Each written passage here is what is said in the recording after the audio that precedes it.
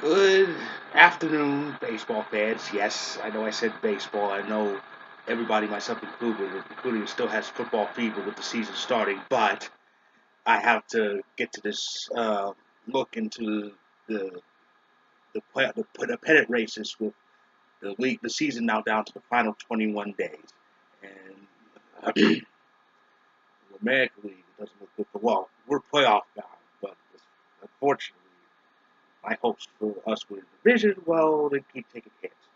The Yankees lost to the Mariners yesterday, and with Boston winning because Houston, well, is overrated.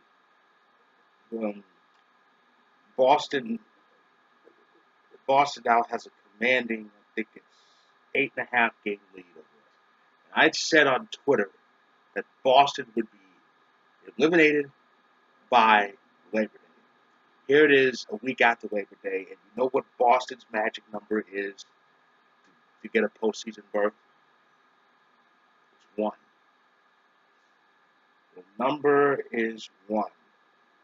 And now, if I remember reading correctly, Boston is idle, and so are the Rays. Well, the Rays aren't off, but Seattle is. So Boston can get in the postseason, officially get in the postseason as early as tomorrow. So Boston's going to be playoff bound, and so are the Yankees. And it looks like the Yankees are destined to play that opening Tuesday in October. Um, that's the East. The Central is over. The Central is over. Cleveland has a commanding 50.5 game lead with 3 weeks left. Cleveland's magic number, they have the smallest divisional magic number in the league this season. Their magic number to clinch the AL Central is, if my math is correct, it's 5. So they can win the division. They can win the division officially before the week is out. And Houston, the close race in the American League is the West.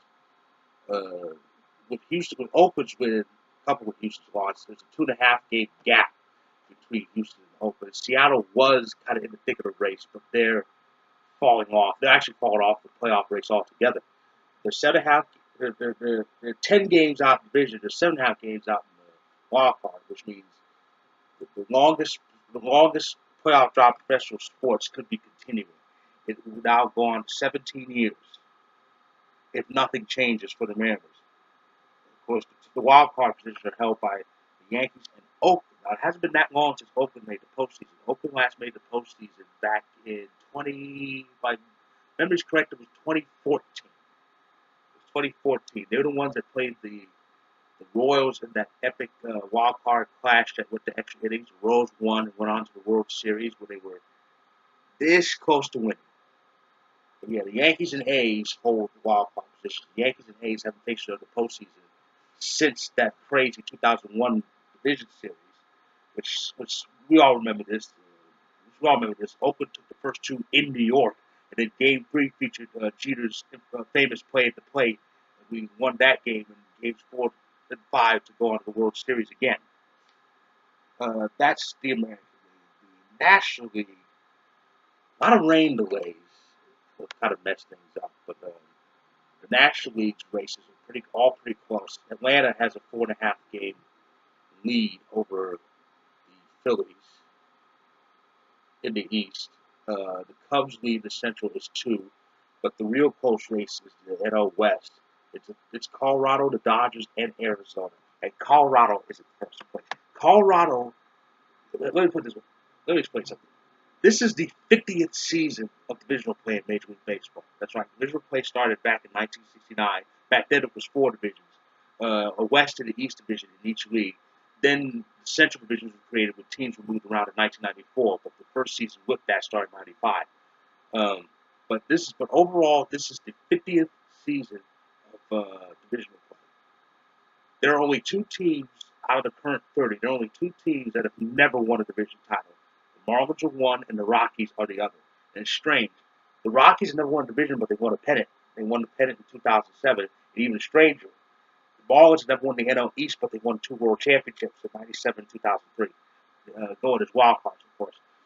Colorado is in first place, entered the final 3 weeks. I think that's the latest they've ever been first place in their franchise history. I could be wrong, but it's a slim margin. They lost 2 out of 3 to the Dodgers, so the lead is half a game. Now I'm hoping we see Game 163 in the NL West. Wouldn't that be something? That's how Colorado had their run 11 years ago. They played Game 163 against the Padres, and they won that game in extra innings. And they went on to sweep the National League playoffs to go to the World Series. So who knows? We could see free regular season baseball on what will be October 1st. That would be the free day if there is a tiebreaker. If there's a tiebreaker, but all the divisional races in actually are close. The wild card is pretty close too. Um, the wild card's pretty close too. Uh, the, the Brewers and the Cardinals currently hold the wild card spots. If the season ended at this point, the game would be in Milwaukee. Milwaukee would be the first postseason game in Milwaukee since 2011, when they went all the way to the NLCS and lost to, the Cardinals. The Dodgers are 1 game out of the wild card, but they're closer to winning the division. So who knows? A lot can change in that National League race in 3 weeks. In the last 3 weeks, Arizona's 3 games out. Philly is 4.5 games out. So it's a bunched up race. There could be a lot of. We could see Game 163 and 64. 164. We don't know, but it's gonna be. It's a crazy race.